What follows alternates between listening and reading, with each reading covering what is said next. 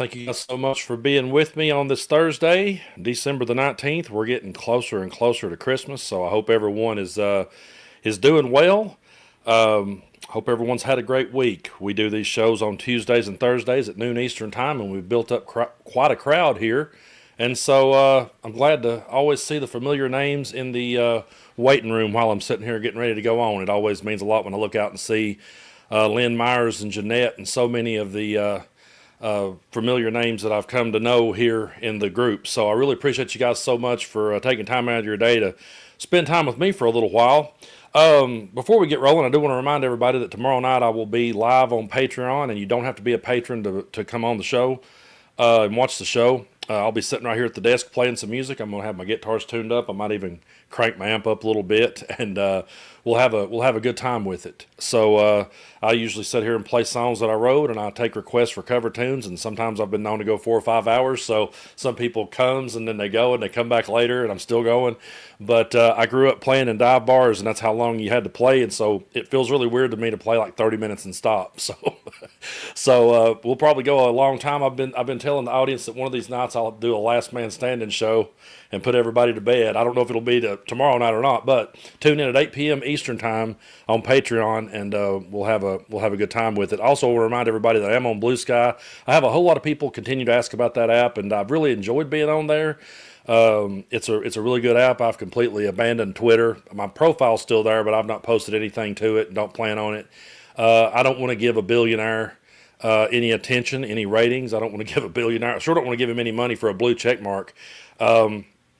And that is going to be the subject today is billionaires don't give a damn about any of us. But when I think about, what Elon Musk did to Twitter, I was actually starting to develop a pretty good following on there before he took over. I was starting to pick up some steam, and I had a Twitter forever and had never really picked up any steam. But then I had a couple of videos start going viral, and some famous people started following me. Patton Oswalt, the comedian, started following me, and Gloria Johnson here in Tennessee, Dave Bautista, the wrestler. There was a lot of people that started to follow me, and I was starting to pick up some steam. And then Elon gets in charge and says that everyone has to pay for the blue check mark. And I'm like, I'm not paying you for a blue check mark. That's absolutely ridiculous. So I don't post anything over there. I haven't since I uploaded my song Cheaper Eggs. After that, I thought, I'm just tired of giving this guy any content, especially considering what a dumpster fire it is. And the few times that I've went over and glanced to see what's going on, it's just a bunch of, MAGA flexing.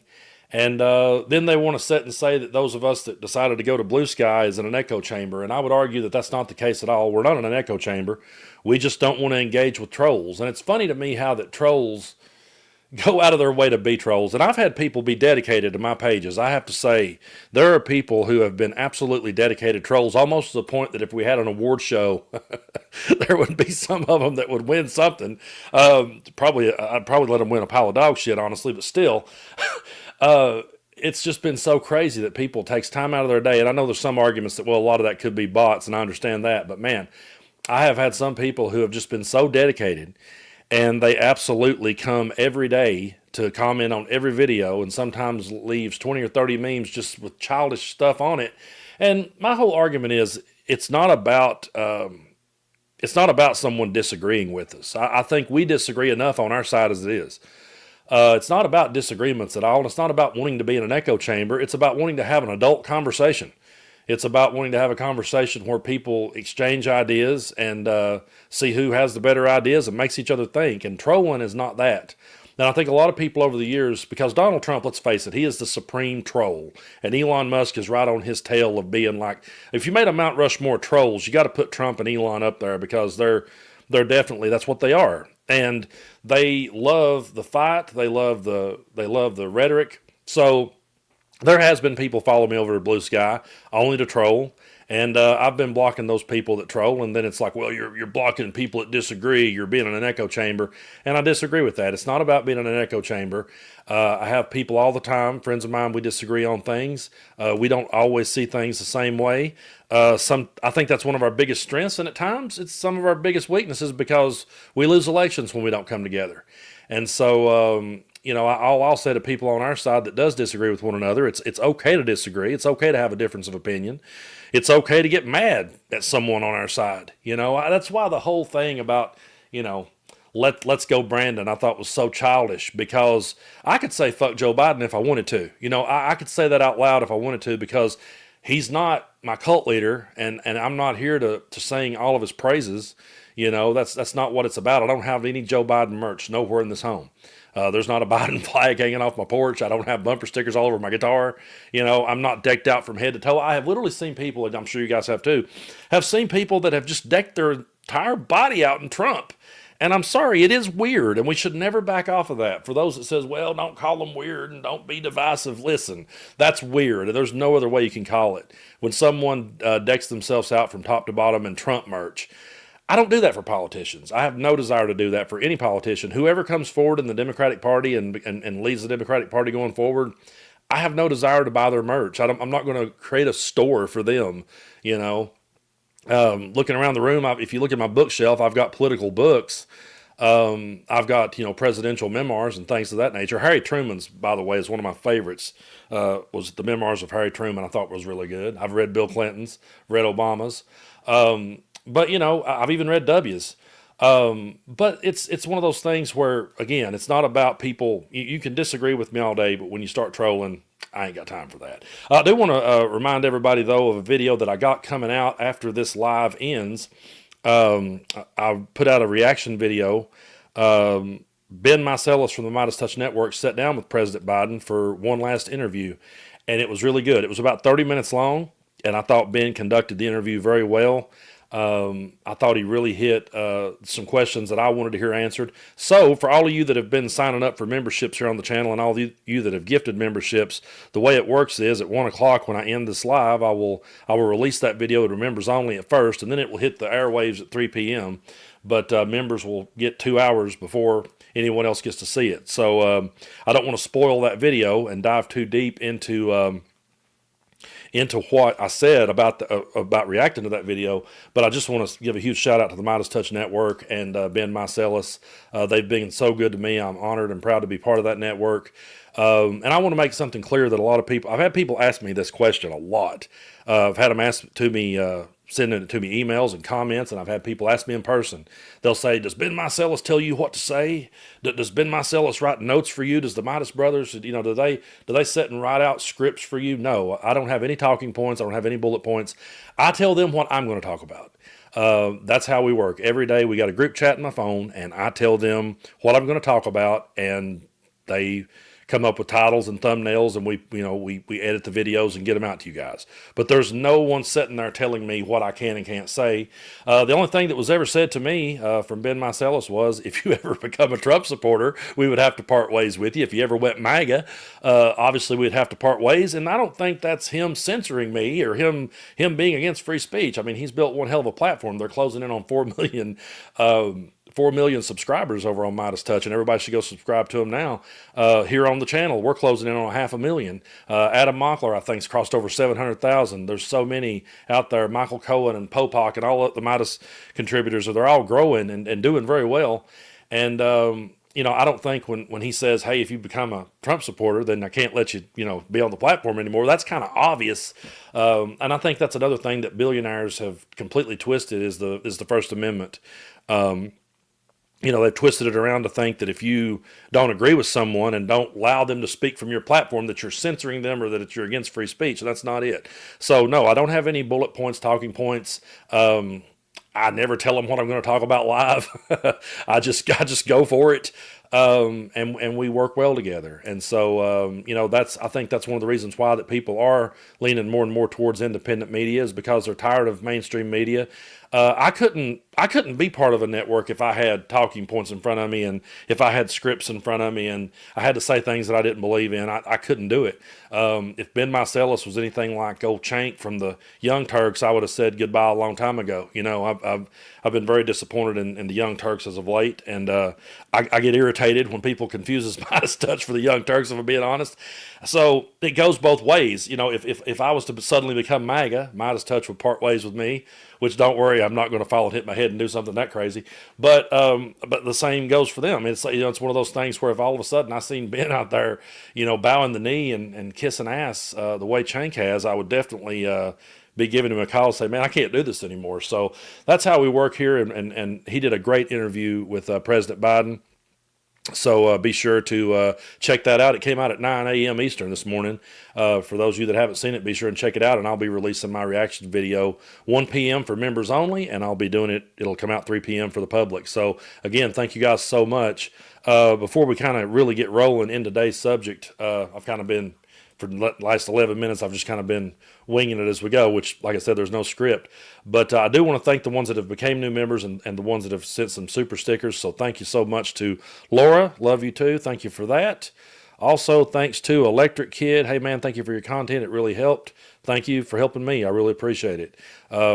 Also, hey, Brando, you did a great job on Boston Brian's show last night. Yes, I had a great time talking with Boston Brian. If you guys aren't familiar with his content, go over and check out his YouTube channel.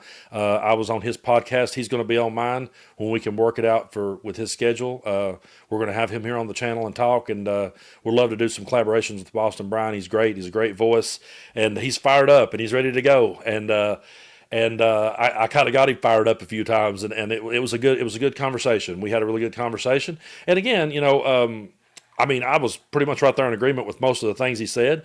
But again, that's our side. There was times when he would cut in and say, "Well, Brando, I don't know that I agree with that." That's cool. Again, that's two people having a healthy conversation and not trolling one another. So yeah, if you've not already, go over and find Boston Brian's channel and subscribe to it. He's one of the best voices we got. So would love to have him on, and we will be having him on soon. So you guys can look forward to that. Also want to say thanks to Magnificent Lies. Says, didn't Trump promise increased defense spending, and the uproar about disaster relief supposedly being diverted to immigrants turned out false? Funny how this bill delivers on that. Yeah, the thing about Trump is he just said whatever he had to say in the moment to get elected. And I realize that most politicians do that. They all bullshit on the campaign trail. I'm not going to sit here and say that, everybody's squeaky clean. There's a whole lot of people bullshits on the campaign trail and don't follow through with promises. But Trump literally went so far as to say, don't worry about it. Just vote for me one more time and I'll fix it so good you won't have to vote again. He lied all the way through it. And then comes out and says, yeah, I really can't lower your grocery bill. And they all go, oh, well, he really can't. And I don't know how that they roll with that. That's one of those things we will be marveling at for years to come. But again, thank you for your comment. And thank you for the super sticker. And also thanks to Teresa for the super sticker. I really appreciate it. Now, I saw this comment right here. This is a good one to start with. I saw this comment while I was in the waiting room. It comes from Bruce. And he says, what happened to Shady Vance? He's like disappeared. That's $1 million question. To be honest with you, what goes through my mind, if I'm just being brutally honest with you guys, what goes through my mind as to why J.D. Vance has suddenly disappeared is Elon Musk has clearly taken over, basically. I mean, I think, Elon spent all of his time talking about the Kamala puppet. He loved to refer to Kamala Harris as the Kamala puppet, but I really believe that he has Donald Trump on his lap now, and he's the ventriloquist. I also, I believe that, and by the way, thanks, Summer, for showing Boston Brian's link in there. If you guys see that link, Summer just shared it. Be sure to go subscribe now to Boston Brian. But I really believe that that Vance is who Project 2025 wanted. He was their guy. And honestly, if I'm being honest, I think Vance kind of scares me worse than Trump, because Vance can articulate bullshit. He was full of shit in that debate with Tim Walz, 100%. He was full of shit. But he did it in a manner that made people go, well, he's not as bad as Trump.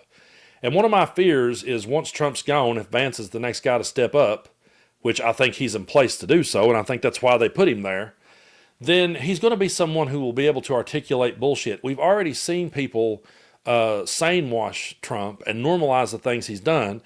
And I do believe we're going to be headed into a disastrous 4 years. I'm not trying to bring down the room or be pessimistic or be hopeless or none of those things. But let's just be realistic. If Donald Trump does half of what he says he's going to do, we're going to be in for a long, hard ride. Then if you say that the shit completely hits the fan, and then J.D. Vance steps forward and goes, well, now I remember before I never was a Trump guy, and blah, blah, blah. There will be people that will fall right with that. They'll just go right in line. Yeah, he ain't as bad as Trump, man. Really he's not. He's more reasonable. So I really feel like that he's just behind the scenes waiting on his moment. I feel like he's waiting on his moment to go, okay, now I can come forward. He's definitely who they wanted. He was definitely their guy. And I really believe, as far as his whole speech about I was never a Trump guy, I don't necessarily think he's a Trump guy. I think he's an opportunist. I think J.D. Vance is an opportunist, and he took the opportunity. He saw, and the same goes for Elon Musk. They saw Trump's grift work. Because if you go back, you can find Elon Musk, you can find J.D. Vance, you can find all these people, RFK Jr., you can find anyone in his cabinet. You can find them at some point in time talking against Donald Trump. Now, they will spin it, and the Joe Rogans of the world will spin it to you, and they'll say, well, these people were all former Democrats, and they seen through how bad the Democrats are. They saw how right Trump was on everything. And I don't think that's the case at all. I think what they saw was Trump grift gullible people. They saw it working. And they realized that, and I really hate to sound condescending when I say this, but there's no other way to say it. The MAGA crowd is the most gullible people that's ever been, and they're the most easily led and manipulated. Obviously, they will buy a picture of Trump's head on Rambo. So I'm not going to drop this mic; it's too expensive. But really, it's ridiculous the things they will fall for. So if you're J.D. Vance and you're like, I'm never a Trump guy, but at the same time you're an opportunist who's going to go where the money's at, then you're going to sit back, you're going to sit there and watch this dude, and you're a grifter and a con artist yourself, but let's face it, JD never had the ability to grift on his own, so it's like, wait a minute. You mean to tell me this guy is getting people to complain about the economy? He's getting people to complain about the price of eggs, but yet he's selling them Bibles? I mean, my Sunday school that I went to years ago, they used to give them to you for free. The minute you came to the church, you got a free Bible. No one charged you for it. Now that same minister is proud of Trump for selling a Bible. It's ridiculous. But you sit back, you watch, if you're J.D. Vance, you watch him sell Bibles, you watch him sell digital trading cards, you watch him sell sneakers, you watch him sell a mugshot of his own self on a shirt that says never surrender. He cuts up pieces of his suit and sells that. I mean, you can't get no more cultish than that. So if you're J.D. Vance sitting there watching that, you're going, dang, these people will buy anything. They will be the most easily manipulated and led people ever. They act as though they're some sort of rebels against the system, and they're owning the libs, and they're fighting the system like two modern-day Robin Hoods, Bo and Luke Duke. They're none of those things. They're very easily led. They're very gullible, and they're people that Donald Trump cashed in on. And then I think J.D. Vance looked over and went, well, I know I said I was never a Trump guy, but dang. I mean, look what a crowd he's got. Look, I can grift off that. Same for Elon Musk. You can go back and find Elon criticizing Trump in the past. He's not now. Why? Because he realizes these people are the most easily led and manipulated people. If you've got a candidate who can spend his entire time, and you got talking heads who can spend their entire time talking about the price of eggs, and you have everybody around here going, eggs are too expensive, man. Them eggs are outrageous. And then they'll turn around and drop $60 on a Bible or $300 on a pair of shoes or however much they were. I mean, they're that gullible of people. They're the most easily led people ever. And I think the founders of Project 2025 saw that, and they went, hey, we'll get this old man across the finish line. He's a babbling idiot. We don't care. We'll get him across the finish line, and then we'll put JD up there who can spin it a little bit more articulately. He can spin it a little bit better and look a little bit more presentable, and people will thank us for it later. It was all a pretty well-calculated move on their part. I think that as much as Trump likes to play strongman and pretend like he's the one in charge, and they came to me crying and they came to me begging me for help and all this, I think they see through him. I mean, we saw Putin trolling him immediately after the election, showing nudes of Melania on national Russian TV.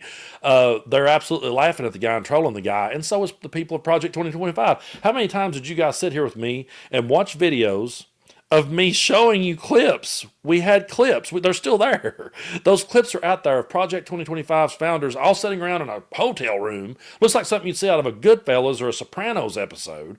And they're sitting there going, yeah, we realize that Trump has to bash us because our ideas aren't popular with the American people. And we realize that he has to distance himself from us. That's okay. We know once we get him over the finish line, he'll do what we want. So they got the Donald puppet. Everything they do, whatever catchphrase they come up with that catchphrase, they put it on a bumper sticker, they accuse us of being it because that's what they are. So the whole time Elon was screaming the Kamala puppet, they really had the Donald puppet. And whenever they scream pedophiles, wait till the reports on them comes out. By the way, the Matt Gaetz report's coming out, and Marjorie Taylor Greene said, "Yeah, I want to. If you're going to put his out, then put them all out. I want to see them all. I want to see the Epstein list too." I'm like, okay, you sure about that? Are you really sure? But let's face it, wouldn't matter who's on it. On their side, they'd call it fake news. Again, that's very easily led, gullible people. Imagine you're an opportunist trying to get in power, and you go, "Hey, wait. This guy can do all that and get away with it. They'll never hold him accountable for nothing. They'll call everything fake news. They're the perfect crowd." If you're a grifter, MAGA is the perfect crowd. I mean, if you're a con artist, and I used to think these televangelists like Kenneth Copeland and Joel Osteen, I used to think they were some really good grifters. Oral Roberts back in the day. I'd even call Billy Graham a grifter, honestly, and I know some of my family hates when I say that, but I don't think Billy Graham's the saint that people made him out to be. His son's terrible, but I don't think Billy Graham was any better, to be honest. Falwell, all those guys, they were all grifters, but man, they can't hold Trump a lot to see by in that department. He is the king grifter, but he's coming near the end of the line. He's an old man now. He's clearly not in good health. I mean, he's sitting there, chowing down on his McDonald's, damn near 80-year-old.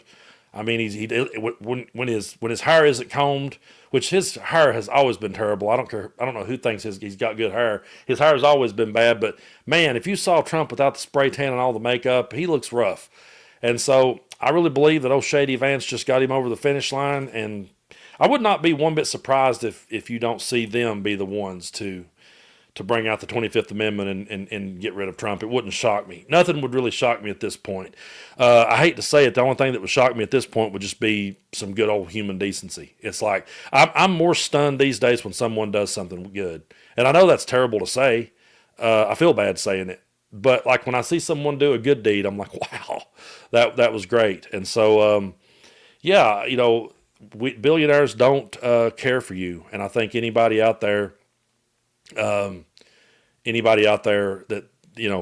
I think it's going to be a rough way to go, but I think we will make it. And Summer's right. Just for the record, he looks rough with it as well. That's absolutely the truth. Again, it's such a bad comb over. It's such a bad hairdo. I mean, even if I was like, if he was a Democrat and believed in everything we believe, I still would be saying we need to do something with his hair.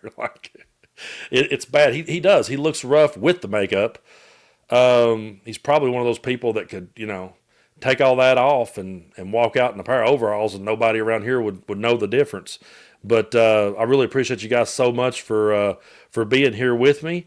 Let me pick back up where I left off.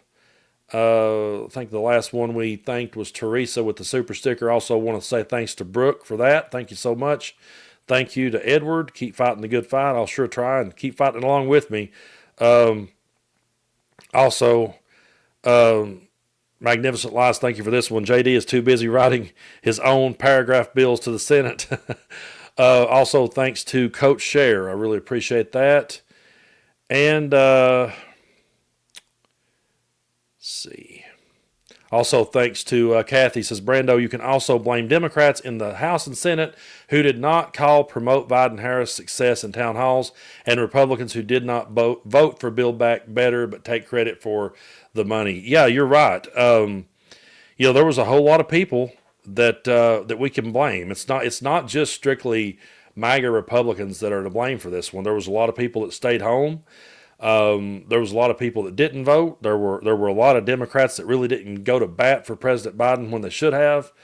I really believe that Donald Trump's entire presidency just overshadowed, or Donald Trump's entire presence, I should say, and all of his rhetoric, it overshadowed President Biden. And it's a shame that happened. And it caused a lot of people to play politics and not get behind President Biden when they should. There's a whole lot of people, and the media is another one that I definitely feel is to blame for that. But again, be sure to tune in here after this video goes off. I will be posting on members only. I will be posting the interview that Ben Meiselas did with President Biden, and one of the things they did talk about was what regrets he had. How he would have done things differently. The one clip that I didn't zero in on, so I could talk about it on here, the one clip that I didn't zero in on was when he talked about the media and the way that they crucified Joe Biden, and they talked about independent media. It was really good to see President Biden sit down with Ben Meiselas of the Midas Touch Network, and it wasn't just them. He met with he had David Pakman there. I think Luke Beasley was there. There was a whole bunch of people in the pro-democracy movement that was there to talk to President Biden about where we go moving forward. I really believe going forward, the one thing we're going to have to do is unite. Whether we agree on everything or not, we're going to have to unite, and we're going to have to realize that whether we like it or not, MAGA and Trump and the Charlie Kirks of the world, they're good at getting their point across, even if their point is completely wrong. They still have built one hell of a community with it. Every time they can get in front of a microphone to brag about whatever they want to brag about or blame whoever they want to blame, they do it. I'm not saying that we resort to that kind of rhetoric, but I'm saying that we need to come together and lift up our voices. That's why I went on Boston Brian's show, smaller channels that are trying to come up. I try to go on their shows as much as possible and lift up their voices as well, because we're going to need more independent media going forward. I think people are going to be more thirsty for it going forward, and I think the Democratic establishment really needs to channel into that, because there's no point in a Democratic politician going on MSNBC or ABC who has kissed the ring. There's no point in anyone sitting down and talking to a Joe Scarborough, and there's no point in sitting there and talking to people who really worked against you the entire time just for ratings and just for Donald Trump and his ratings. So, if you go on a show, I mean, take Hakeem Jeffries, I'll just throw him out there. What's the point in Hakeem Jeffries going on Hannity? All Hannity's going to do is yell in his face. It's just going to be something for some clickbait is all they're going to go for. Why not sit down with people and actually talk things out and hash things out and realize what people are saying and listen to the independent media? Because for as bad as the Democratic establishment may suck at messaging, I think independent media does a damn good job of messaging for people who then didn't turn and engage with them. So I saw David Pakman talking about how hard it was to get people on his show, how that he would put in a request for somebody, and then they wanted to know all the questions, told him he only had 9 minutes. Then the day of the show came, and they backed out and canceled and had to reschedule, and it was just a pain in the ass to get somebody on his show.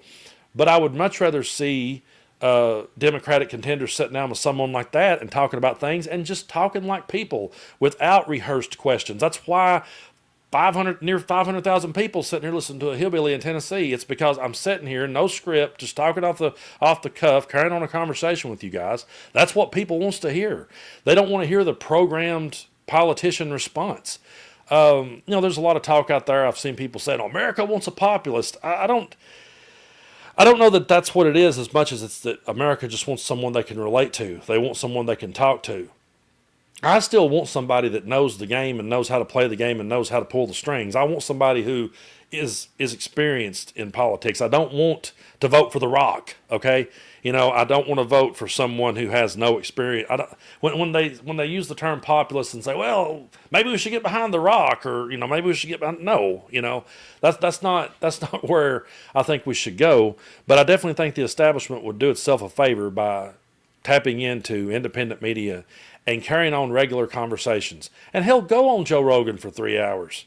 Love Joe Rogan or hate him, and he lost me a long time ago. I used to listen to him quite a bit if he had interested people on. He lost me a long time ago with his rhetoric and bullshit. But that's 3 hours that you can sit and hear someone talk that you're not going to get on mainstream media. So if you go out there and sit and let Hannity yell at you for a few minutes, that's the only clip that's going to circulate on social media is the clip of you and him in the yelling match.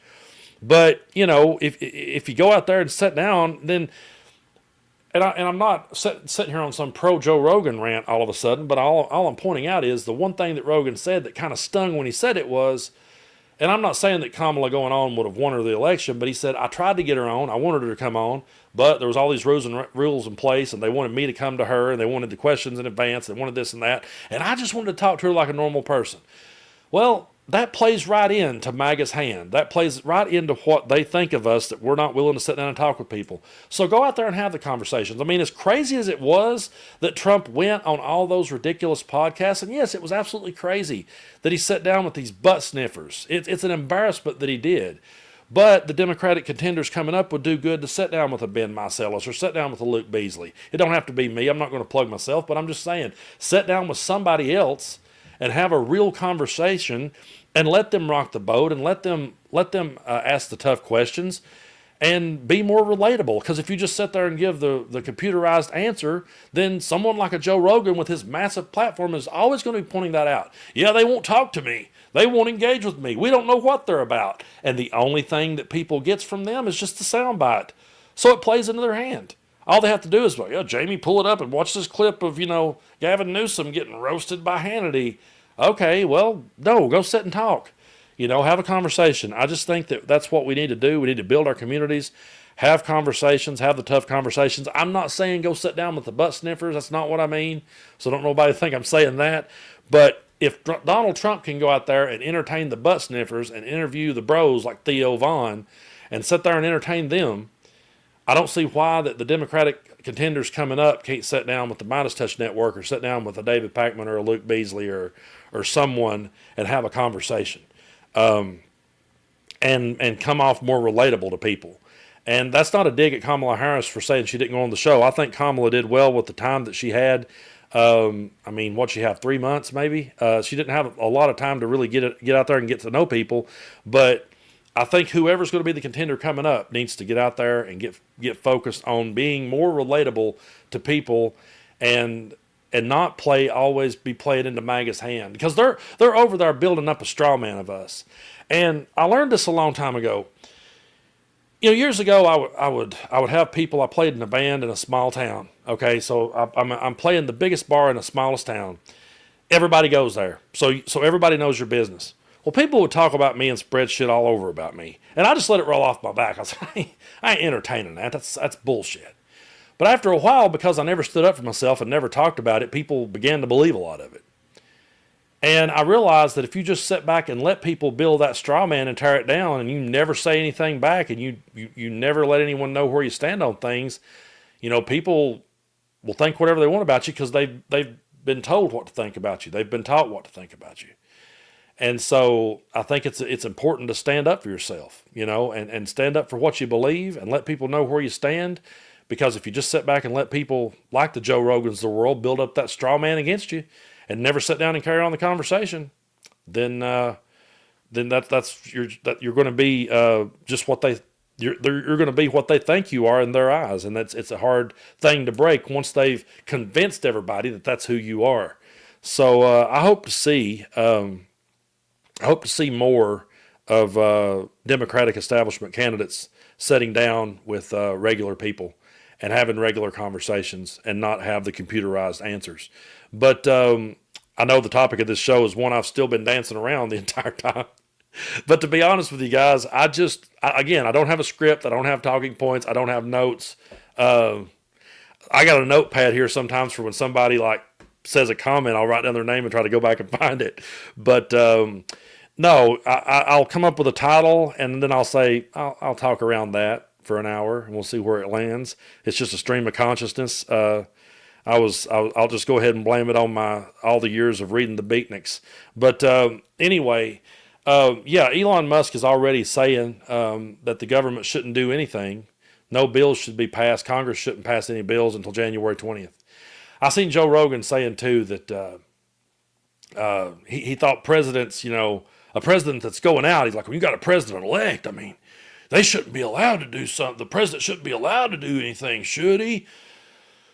Has no clue how things actually work. Joe Biden can do stuff right up till the very last day. And so, they're already wanting to shut it down. And Elon Musk has said that we're going to have to suffer. And I really believe they want to shut it down and they want to destroy it. So then they can turn and start putting their foot down on other things and use that as an excuse to call a crisis and say, we have to cut down on these social media influencers for calling us out on our bullshit. I really think I think they want to destroy it so they can then say, look what we came in on. We came in on a mess Biden left us, and we're trying, and then because MAGA cannot survive without an enemy and without someone to put the blame on. They've never took responsibility for anything.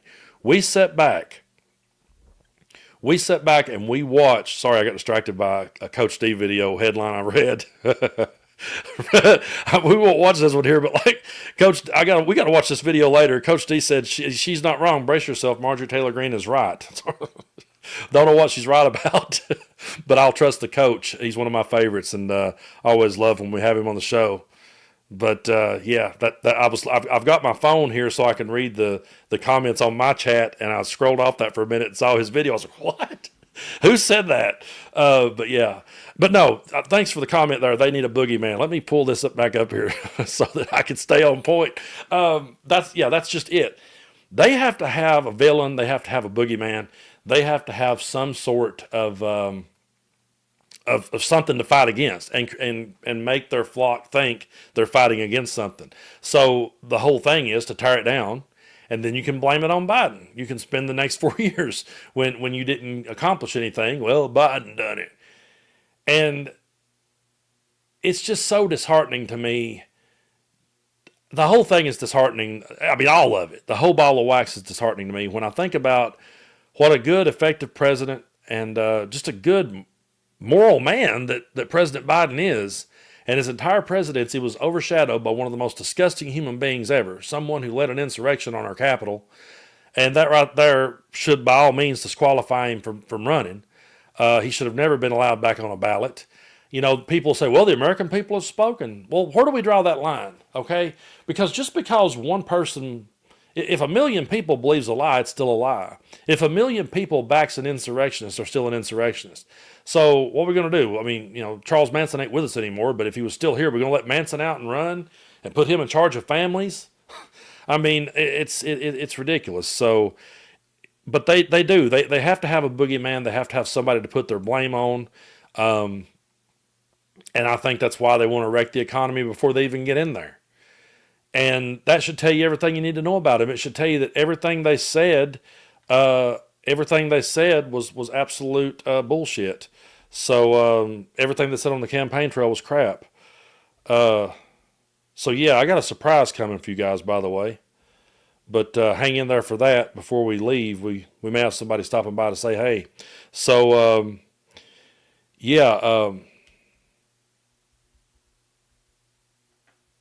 we'll have us a guest here in a few minutes. But and someone there in the comment section says that Elon can't run. Yeah, that's right. He wasn't born here.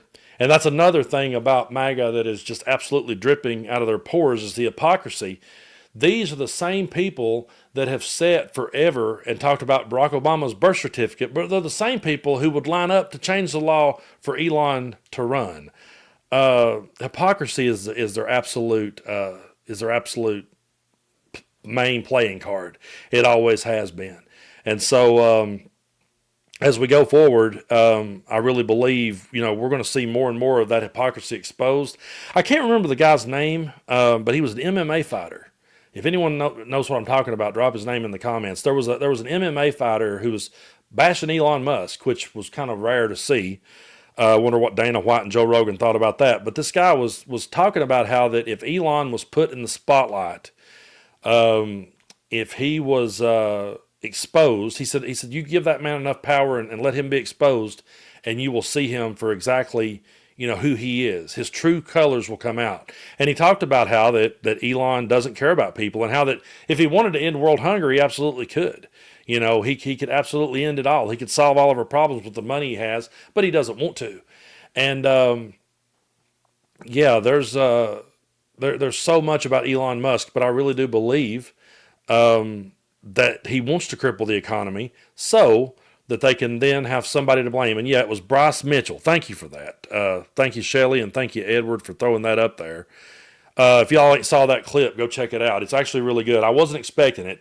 With the UFC, with Dana White and the way everyone is, it kind of screams MAGA. So I was really surprised to see that, but that clip was really good. And what's funny, I just literally made a video about that very thing, and I almost said word for word what Bryce Mitchell said about how he could end it all if he wanted to. He could put a stop to all of it. And I said that in my video, and then that clip came out, and I thought, dang, I could have definitely used that clip because it was pretty much spot on. But billionaires are not our friends, and I don't know who thinks that they are other than MAGA.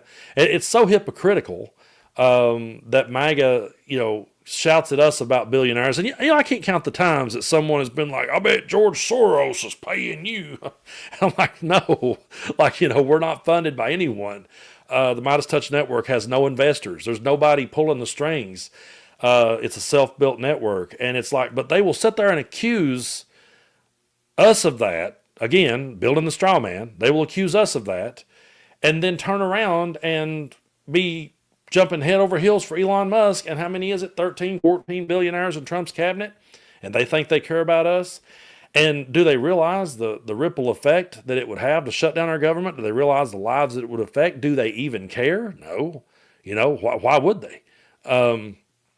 So yeah, it's, I think that, MAGA's hypocrisy is always going to be off the charts. It will always be, completely off the charts. And, when it comes to the billionaires, they don't care about me and you. It's not going to affect Elon Musk whatsoever if Elon decides to, if he can convince them to shut down the government. That's not going to hurt his wallet at all, and they want someone to blame.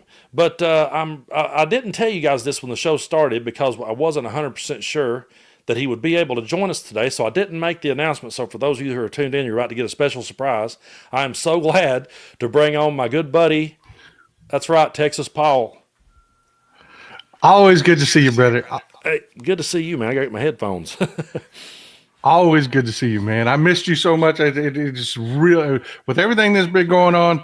I can't tell you how good it is just to be able to sit down with you and I missed you, my guy. Oh, man. I missed you. Absolutely, man. I missed you too. I hope you're doing good. Hope you and the family's good. And yeah, man, I've just been sitting here for the last little while talking to the audience about the Elon, the billionaires. It's okay. Yeah, it's good. We've been talking about, them wanting to shut down the government. And my theory is they want to destroy it before they get in there so they have someone to blame.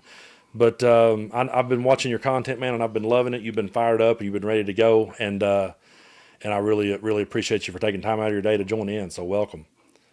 I hear you, but I got a slightly different take on it, if you don't mind. No, go for it. I think they're stupid.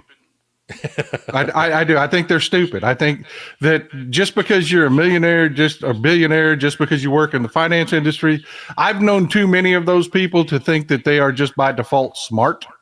It's kind of like to me, it's kind of like a plumber or a musician, Brandon. Not every musician out there is able to sit there and take a look at issues, analyze what's going on, see the big picture. You know that. Yeah. I mean, you know that. Same thing with this investor class of people. There's a lot of them that are just, I can tell you, I know a couple personally that are dumb as a box of rocks, man. They really are. They're dumb. They're really good at what they do, brother. They're really good at managing money and finding loopholes and everything else. But as far as the big picture is concerned, they're dumb as a box of rocks. And I think a lot of them are really just freaking out right now because they're realizing this is not what I asked for. Yeah. I did not want, I thought I was going to get Trump, who was going to give me everything I wanted. That's what my fever dream was. That was what my fantasy was. I didn't vote to make Elon Musk my emperor with no clothes. It's just, and the markets hate chaos. They just do. They like predictability. And I think this is just the market reacting to the fact that, oh, wait a minute, Trump was supposed to get in office and all of a sudden he was supposed to do everything he did last time, which means cutting interest rates they almost went inverse with interest rates. They almost went negative on interest rates during the last, and I think a lot of these people were thinking that the minute Trump got into office, everything was going to be exactly like it was before, which it can't be because we're not in the middle of COVID. We're not, it's not the same situation, brother. It's just not. Yeah. And then when Jerome Powell came out and said, no, we're going to keep slowly, methodically cutting interest rates because, hey, that works. Mm-hmm. Everybody freaked out. Yeah. Everybody freaked out. They were like, well, what do you mean you're not going to go back to 1% interest rates? Yeah. And the market took a dump. And I'll be honest with you. I don't know about you, brother, but I'm looking at this stuff that Elon Musk is doing, and I'm like, wow. Yeah. Really, dude? Really? You cannot be this dumb. I mean, even like I said, the argument I made before, just because somebody makes cars or somebody, hires engineers that makes rockets doesn't make them a freaking rocket scientist. So Exactly. yeah, Elon Musk being dumb isn't a shock, but being as dumb as he is really is kind of shocking. I mean, because of the stuff that he's saying and doing and getting away with. I mean, for instance, like this whole debt ceiling thing should have been a quick, easy, bam, bam, bam, bam. Johnson had a deal on the table. It's like the border bill. They had a deal on the table. It was the old government making the sausage thing. It was kind of ugly. Not everybody got what they wanted, but everybody got a little something. Should have been a no-brainer, man. You should have had a couple squeaky wheels out there in Republican radical land that bitched and moaned on Fox News to keep their idiots in line. Oh, I didn't support this. This wasn't me. This is terrible. Oh, them damn Democrats and their big spending. And that should have been the end of it. Yeah. But no, here comes old Elon Musk cannonballing into the pool and squeezing out a big giant turd in front of everybody, thinking it's Caddyshack. Yeah. And here we are at Christmas with the government shutting down. Yeah, that's a great analogy. I had a mental image in my head that I didn't really enjoy, but me and my kids have watched Caddyshack so much over the years. But no, I agree, man, and it's so crazy to me how that they just came up with this Department of Government Efficiency. I mean, they just made it up and just put him in there, put Vivek Ramaswamy there alongside of him, and I guess they're going to let Marjorie Taylor Greene hold the controller that's not plugged in. At least that's what AOC said about him, and so or about her. So it's just crazy to me how they managed to pull this imaginary cabinet out, make it a real thing, and now he's just sitting back. And like one of the things I started off the show with, I had a question pop up was, where's JD Vance in all this? He's disappeared. It's as though Elon Musk is running the show. Yeah, absolutely, brother. Absolutely. And again, I got a theory on that one. I do. I got a theory on Let's that. hear it. JD Vance was all from Junior. That's how he got picked. That came out of Junior. Junior brought that to Daddy and said, "Look, everybody loves this guy. You can't lose. He's on message. He says all the same radical crap, hates all the same people we do. Even though his wife is from India, he talks about brown people just like we do. He is into all of it. Perfect pick. Everybody loves this guy. Then they picked him and found out he's got a boatload of baggage. He's got a lot of very unflattering takes that, people were showing video over and over and over and over in. He's really awkward. Yeah. And I think Daddy took a look at that and doesn't really respect Junior that much anyways. Yeah. And looked at Junior and said, "You did this to me. You saddled me with this guy." And now they took JD Vance, who really is no help to anybody, and just put him in a closet, shoved him in a locker, and said, "Stay there until we get out and tell you what to say." Yeah. And they replaced him with Elon Musk. Yeah. And I think that is just, it all comes from, Trump has never respected his kid because, what's to respect? The kid is always like, "Oh, man." He's just driving. That dude is so freaking high all the time. I thought in that hearing where Hunter Biden showed up that you're going to see Don Jr. They're just sniffing off his coat jacket. There's not much to respect there. So, No, and I've heard Michael Cohen talk a lot about Don Jr. and Trump's relationship, and I've heard him talk about, like in the past, how that Don Jr. really didn't even really want to be part of it at one point. He tried to get away, tried to go do his own thing, and then pretty much got lured back into it. I don't think there's not the father-son love there. There's not the father-son support. And man, he would throw one of his kids under the bus in a heartbeat. The way that we've seen Biden stand by Hunter, Can you imagine if that was reversed? Can you imagine if Junior, if all those things had have came out on Junior, and there would have been, pictures of him floating around on the internet? Can you imagine? I just think Trump would have threw him to the curb real quick. I don't Oh think he would. I yeah. don't think there would have been any of this. You're going to be okay. You're going to make it. He doesn't care about anyone but himself. And I feel like that. My buddy Todd, Superman Todd's over on TikTok, and he said something. Love that dude.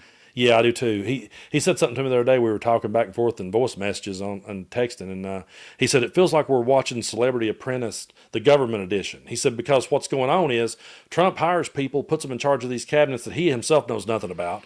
He puts people in charge of it that knows nothing about it, and then if they don't do the job and fail miserably, then he can say you're fired, and everybody just thinks, oh yeah, Trump don't take nothing off nobody, and so he just ends up being the hero in their story one way or the other, and it's crazy to sit back and watch. And, last night I was on Boston Brian's show, and he brought across the point of like, okay, like, we see through it, Paul. I mean, you and I sees through it. We see through the con, we see through the grift. We try to point it out to people every day, but will we ever be able to get it across to people? Like, how do we go about getting it across any better than we already have? Man, I'm the wrong person to put that question to, because I have always preached to everybody, don't waste your time. You don't reach these people. You don't. Yeah. You don't. You live with them. You Yeah. know, man, you're rural Tennessee, brother. You know what these people are like. You're not going to be able to talk to them because the first thing out of their mouth is, oh, but this Democrat, or but that, or but this, some talking point that you're never going to purge that from their brain. This last election was 35% Trump, 34% Kamala Harris, and 31% didn't show up and vote. Yeah. I'm not going to try to convince any of that 35% to do shit.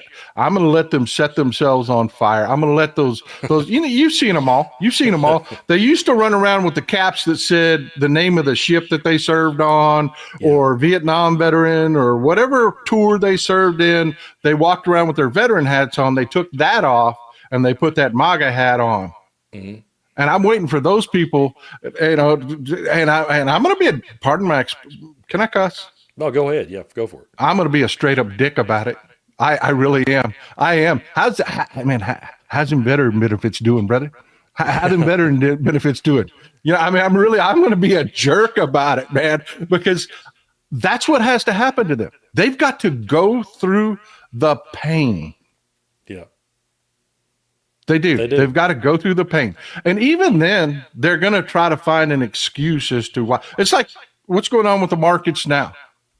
Yeah. It is nothing but markets like stability. Like they want to see what's happening. They want it to be predictable.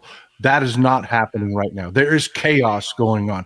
They expected more interest rate cuts. They didn't get more interest rate cuts. The market freaked the hell out. They're going to have 4 freaking years of this. There's going to be plenty of pain to go around. And, like I keep telling my folks is, look, we can't dodge the pain. We didn't do this. We didn't cause this. We tried everything in there could. You've spent years. I've spent years.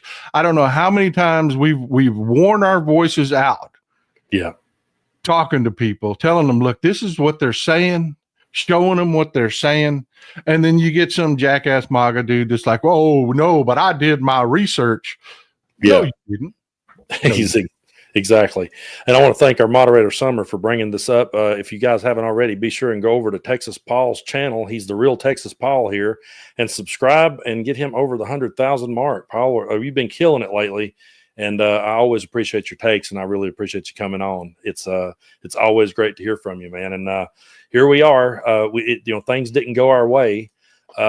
We talked before the election. This is the first time we've been on screen together since the election. But have you been holding up with it all? How have you been? Overall, how have you been holding up with the whole thing? Oh man, I've been through all the stages, man. Yeah. I went through crying. I went through, just every single stage, all the way through anger and all the way through. And right now, where I'm at is I am doing the best I can to put the circular firing squads out. Me, I'm the founder of the Ride or Die Democrats, brother. That's where I came along. That was my first claim to fame, was back in 2016, we had that circular firing squad with Hillary and her emails. 2020, I said, we're never going to do that again. And a lot of people listened. They really did. 2024, they didn't. Gaza. Look, man, you're giving me 99% of what I want, but I want you to directly oppose Israel or I'm not going to turn out. And they wiped out our youth vote with this whole Gaza situation. And I don't care which side you fall on that politically. I don't. That's not what I'm arguing. I'm not digging that whole mess up. I'm not. Because if you want Israel to disappear off the face of the map, or you want Gaza to disappear off the face of the map, or if you're like me, where you want everybody to be okay and everybody to be good, it doesn't matter where you fall in that situation. Politically, the calculus of it is this. There was no direction the Democrats could go that they weren't going to lose voters on that. You're right. If they didn't go hardline against Israel, they lost the youth vote. If they went hardline against Israel, they lost the Jewish vote. There was no way that they could go that they weren't going to step on a landmine. So President Biden, in his infinite wisdom, tried to split the baby on it. He started cutting off arms shipments. He started trying to play the middle of the road. Israel, we're never going to abandon you, but you can't have 2,000-pound bombs because you're blowing up freaking neighborhoods with it. Did nothing for us. Nothing at all. We ended up losing the youth vote anyways. So what I'm doing is I'm spending my time, sorry about going that long roundabout circle to where I'm at, I'm spending my time trying to address these circular firing squads. You know, it's like the AOC thing that we just had, brother. It's like, yeah, we want a new guard in the Democratic Party. I want that. I do. But AOC, this is one of the most important committees in normal times. The Oversight Committee in normal times is one of the most important committees out there. It is. Under Trump, it is maybe the most important committee. And the Democrats looked at what AOC did over the last year, and she got stuck in that whole Gaza thing. And it showed a lack of experience, a lack of vision on, okay, this is how it's going to cost us politically. And that's how this vote was within the Democratic Party.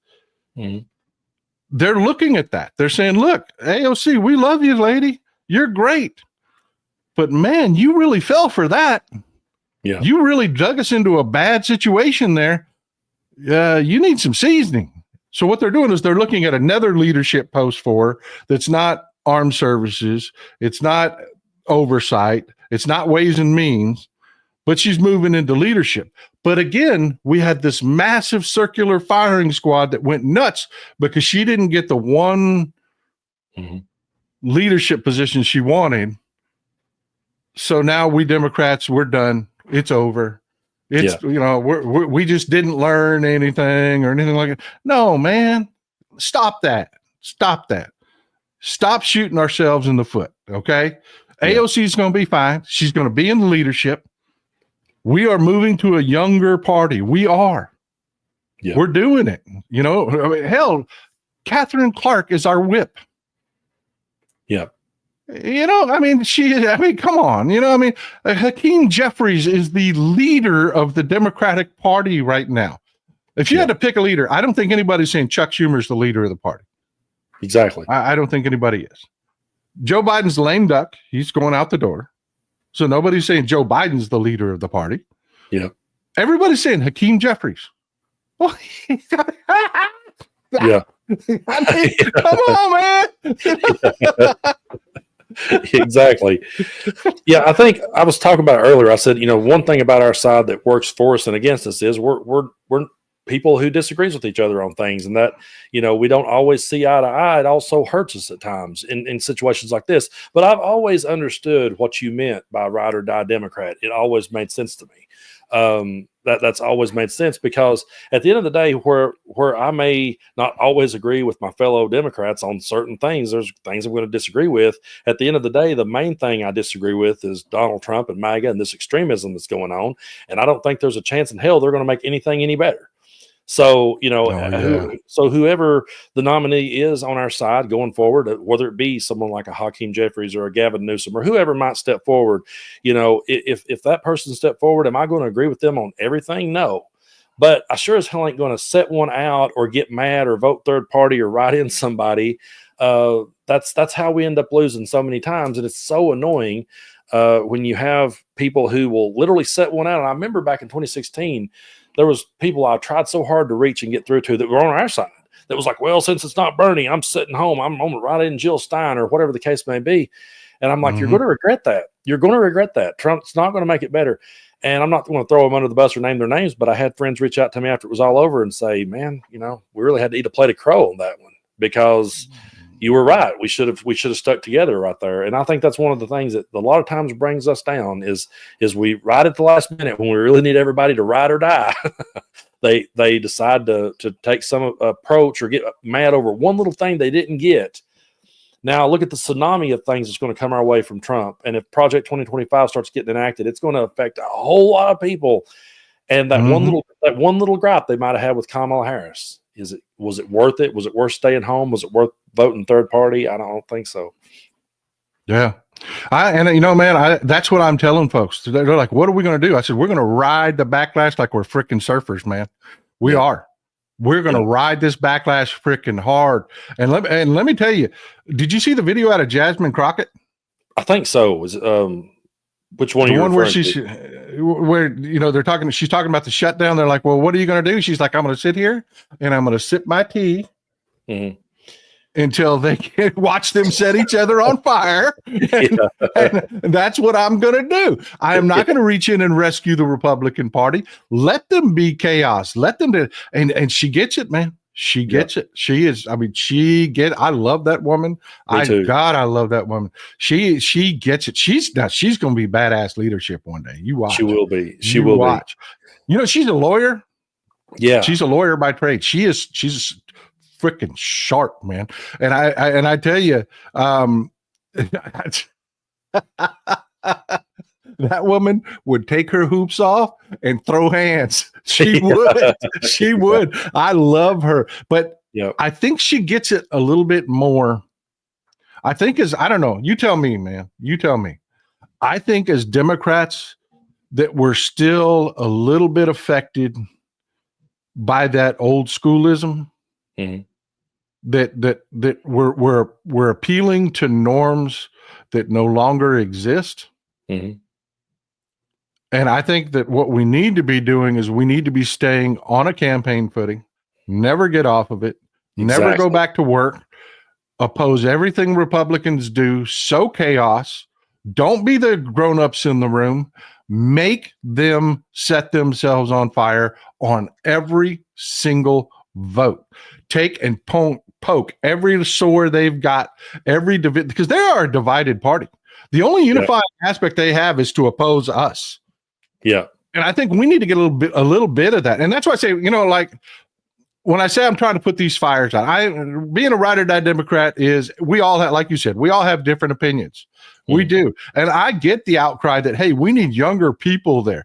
The only thing I'm saying is, look, the point you made, let's slam the brakes on, the Democratic Party is done. Or I'm not going to vote, or you betrayed me and therefore I will never vote for you. Let's put that talk away. You know what I'm saying? Absolutely. Don't stop screaming for AOC. Don't. I'm not.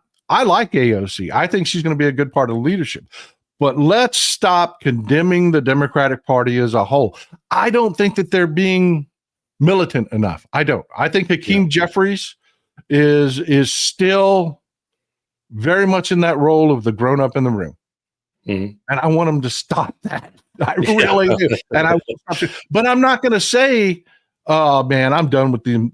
Screw them people. I'm done with them. They won't do everything I want. I'm never going to do that, dude. Because like you said, going forward, you got a fork in the road. Yeah. That's it. And if you go either way, you're going off a cliff if you don't take a right or a left fork. Yeah. And if you take that right fork, these Republicans are telling you out loud. Yeah. They're going after, did you hear they're going after mifepristone? I know you haven't heard it out of the corporate media because they haven't said anything. But they're trying to ban mifepristone again. Yeah, they're trying to slap national requirements on you getting Plan B to make it to where you actually have to sit in front of your doctor, and your doctor has to hand you the dose Yeah. for you to get mifepristone. So they're going to just keep passing regulations and laws like that on each of these issues, and they'll never call it a national ban, but it will equate to being a national ban on abortion. Or stick with me here. You can keep voting Democrat, put us back in power, give us a supermajority, and we will address these issues the way you want us to address them. Yeah. Even if some of us are old fuckers. Yeah, exactly. No, you're good. No, you're good. You're on point, man. And I really, again, I appreciate you so much for coming on, because I say to everybody out there, we just need to, band together. And we're, like you said, we're not always going to see it eye to eye, but at the end of the day, like you said, you got that fork in the road. I think, like you said, I'm going to think longer and harder on that one, but really it is a matter of, as bad as I hate to say it, it's a matter of sitting back and letting them burn. Because I think they have to feel it. Obviously, they didn't get to feel it the first go around. And we're already seeing people say, wait a minute, you mean he can't bring the grocery bill down? Hold on, wait, eggs aren't going to be cheaper suddenly. He's saying it himself. As bad as I hate to say it, yeah, they're just going to have to feel it, and it's going to have to affect them. And they've kind of always been that way. They've always been a party who, I know so many people in my part of the world, man, and I'm sure you do too. I know so many people who I have heard say such homophobic things over the years, and then suddenly their child would come out of the closet, and then it would be like, well, now wait a minute, be careful what you say about gay people. My son came out, or you know what I mean? It's like once it happens to them, I've seen that in so many different cases where they would bash something until it happened to them, and then it was suddenly they took a different. Well, I don't have a problem with that, or don't say anything bad about it around me. So maybe it's just a matter of sitting back and letting them get burnt and letting them pay double for things for a while and struggling. I know it's going to suck, and it's going to suck for the innocent people that are affected by it, the people that didn't ask for it. It's really going to suck on their part, but maybe if we can get through that and get some new blood in our party and people fired up and people realizing, Boston Brian asked me kind of the same thing. He was like, how do we get this point across? And I'm like, well, I guess we just have to sit back and let them see when these things plays out that this really truly does affect them. The culture wars they fought might have got them all worked up, and they might have felt good about themselves for a minute when they burnt their car hard or poured out their Bud Light. But none of those things was actually affecting their lives. What is about to happen if Trump does half of, or even a thimble of what he says he's going to do, it's going to affect people way more than those culture wars did. And if we can drive that point home that, hey, I know you got upset over the Bud Light, but look now at what your daughter's going through. Look at now what, So as bad as I hate to say it, yeah, I think they're just going to have to learn the hard way, and it sucks for the people the innocent people that didn't ask for it. It is. Elections have consequences, and this is going to suck. People keep they're like, Paul, what are we going to do about, how are we going to stop this? And I keep telling people, we aren't. Elections have consequences, real consequences. They just had the first really bad case of bird flu in a human. It was a worker down in a poultry farm. And they're like, this is it, folks. This is really the next one. This is really the next one. It's really going to happen. This virus is mutating and mutating and mutating and getting smarter and getting better. It is airborne. It's going to develop some decent spike proteins here in one of the next variants, and this is the next one. Everybody's telling you this. Yeah. We know it's just a matter of time. Okay? Let them die. Yeah. And everybody gets mad at me when I say that. They're like, oh, but if you just don't let them get vaccinated, then they'll infect us. Yes, they will. And there's nothing you can do about it. Get your family back. When it happens and they develop the vaccine, you get vaccinated, you develop the vaccine, you take care of your own, you do the right things, and you let them die. Because then they will stop this bullshit of this fictitious problem, this shiny thing that they threw out there. They spent $250 million attacking transgender people. And people went out and didn't vote on an issue who do not know a single transgender person. Yeah. Have never met one that they know of. And if they did, they didn't even know they met a transgender person. Yeah. They didn't. I'm telling you, transgender females, transgender males make up 1/3 of transgender people. Mm-hmm. It has to do with the way the brain's constructed. So that variation in our minds doesn't happen as often where you're born physically a female, but mentally you're a male. Yeah. So they only make up about 1/3. But of the people that are transgender males, really hard to spot. Yeah. Really freaking hard to spot. You have gone into the bathroom with them, man. I promise you, you have. But these people are like, oh my God, this is a problem. This is an issue. I had this conversation with my son, Brandon. Yeah, I did. I had this conversation. We're standing at a barn in the middle of freaking nowhere on his property. We're at a barn. It's me and it's him. And I've raised him. There is no freaking hate in that kid, but he's like, I just don't want that in my face. I don't want to look at it. Mm-hmm.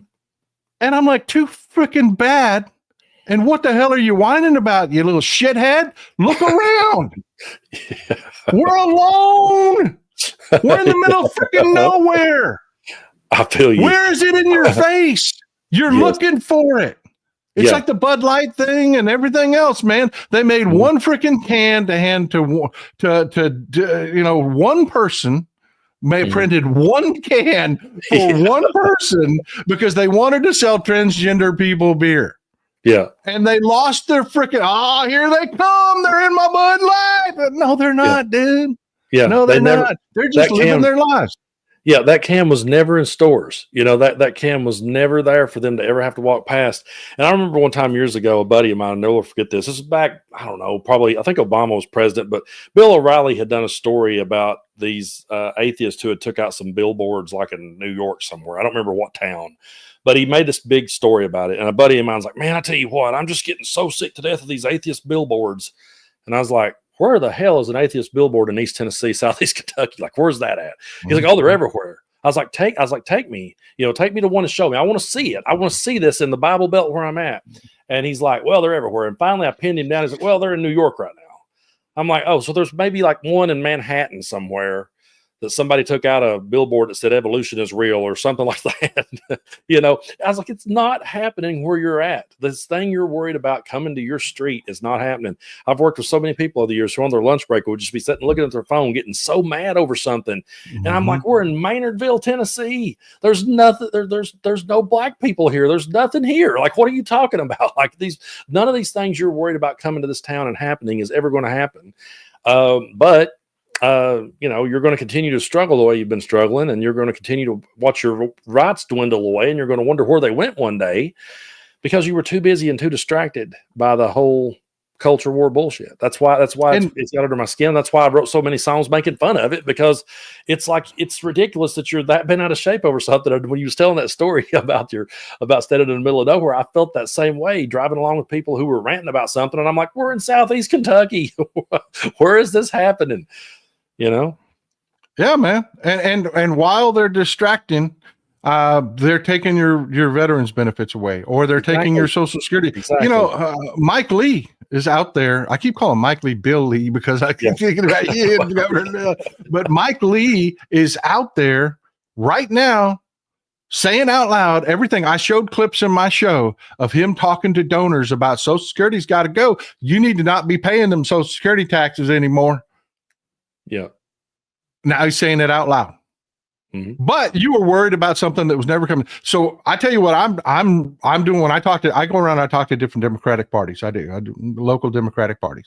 And one of the things I tell them that we have to be doing is that point that you were making right there. Because even if those things came to town that they're afraid of, it wouldn't be what they're afraid of.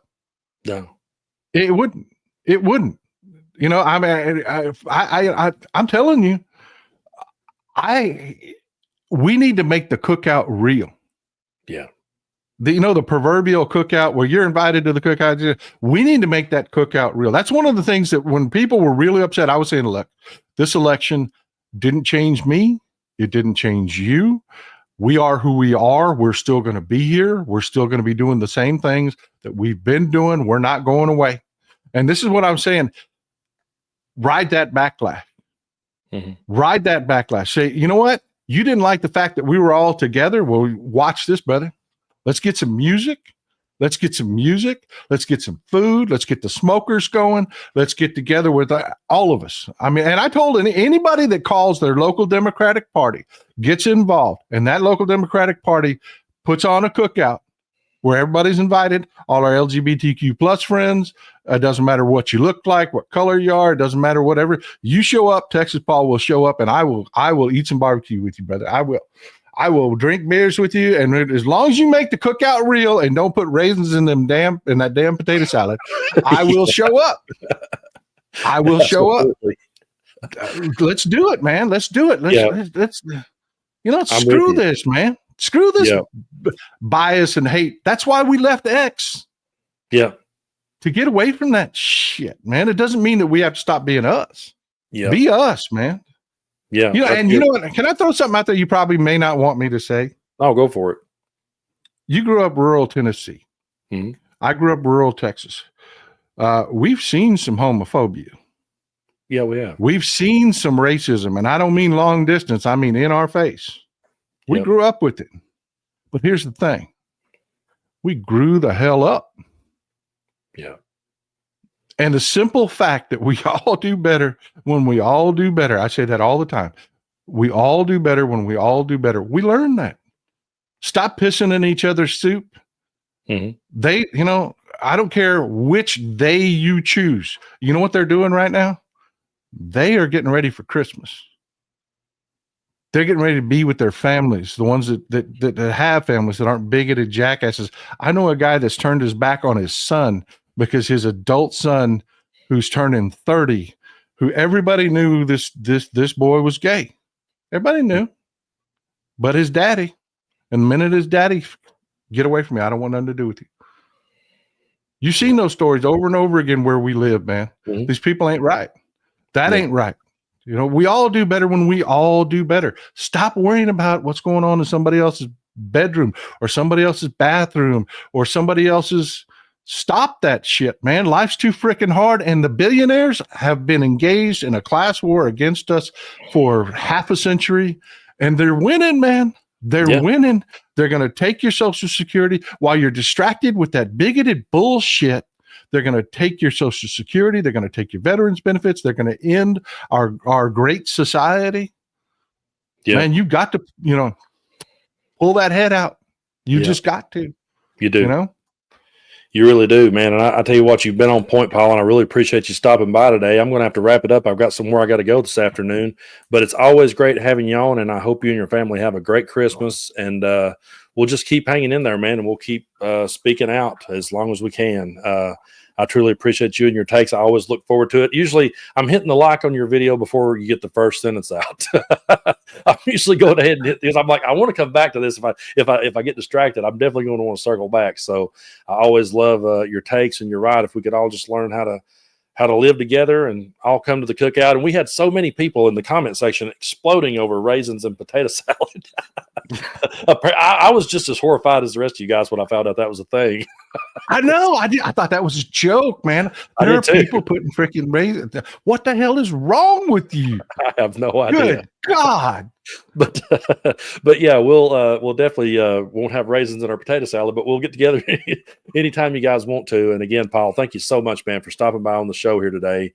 I got to wrap things up real quick before I go, but I'm going to head out and do some recording with a buddy of mine later. So yeah, again, man, thank you so much for coming on the show. Love you, and hope you and your family have a great Christmas. I have missed you, my friend, and you need to call me because I got an audio question for you. I got a couple. Man, I'm sorry about that. I'll call you here in just a little bit. I'm sorry, I forgot all about that. I'm horrible at returning phone calls. You see that finger? My arthritis is getting worse and worse. Yeah, it's bent. It's getting worse and worse. I can't hit a C. I can't. Anything got to reach like a C. I got to reach up on a fret. It's a dead string, dude. I can't make it. I need some advice. I need some way to figure out how to strengthen this finger back up because it's getting so weak. I can't even play a C, brother. And what 70% of songs out there, you got a C chord in there, brother. I can't play shit anymore. Good to Well, see you, I'll man. definitely give you a call, man, for sure. And you and the wife and the family have a good Christmas. All right. All right. You too, And buddy. everybody be sure to go over and subscribe to Texas Paul. He is closing in on 100,000 subscribers. So be sure to go over and subscribe to his channel. We'd love to see him hit 100,000. He's one of my favorite voices and good friends out there. And before I go, I do want to remind everybody that I am over on Blue Sky. I'm over there. Summer and the Vol Queen has been sharing the links, and shout out to them for moderating and helping us through this. I completely lost track of where I was. Here I am.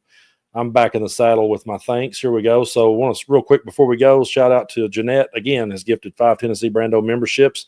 For everyone who was gifted a membership today or became a new member, I've got a new video dropping here as soon as I'll go ahead and drop it now. Actually, that way you guys can go ahead when you get off here and you can watch it. I reacted to the interview that Ben Meiselas did with President Biden. So you members will get it first. That's one of the perks of being a member is you get the videos early. So you will be getting that one right now. You can watch that. And let me see if I can get it to come out here. All right. 1 second.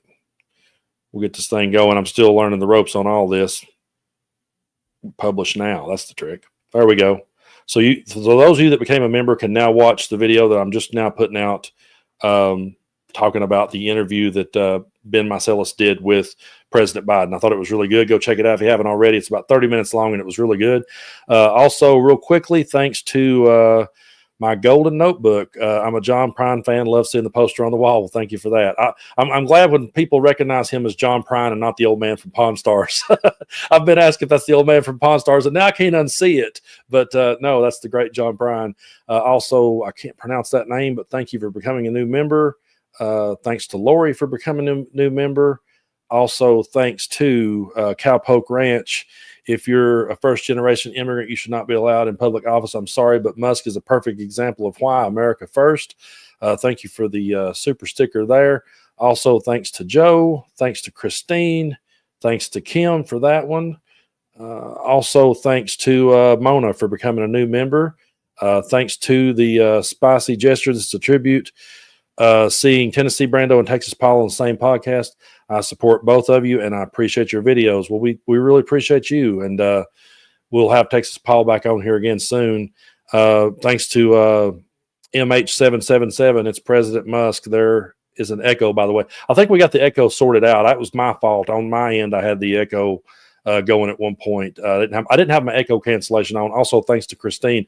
The reason why I turned off my echo cancellation is because when I play music here at the table, if I have the echo cancellation on, then it tries to block out my guitar. The mic does. So I had forgotten, had that turned off. But real quickly, I'll run down the list. Thanks to Peace Out. Thanks to Cowpoke Ranch. Thanks to Erica. Thanks to ZYTX.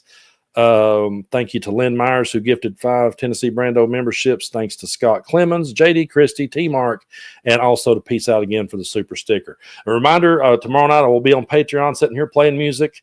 If you guys have any requests, let me know what you want to hear me play. I play the songs I wrote, take requests for cover tunes, might even break out the banjo, who knows. So it'll be a good show. That'll be tomorrow at 8 p.m. Eastern. So be sure to tune into that over on Patreon. You don't have to be a member either to watch the show. So tune in there, follow me on Blue Sky, go subscribe to Texas Paul, help get him over 100,000. And again, thank you guys so much for being with me, and we will see you again real soon.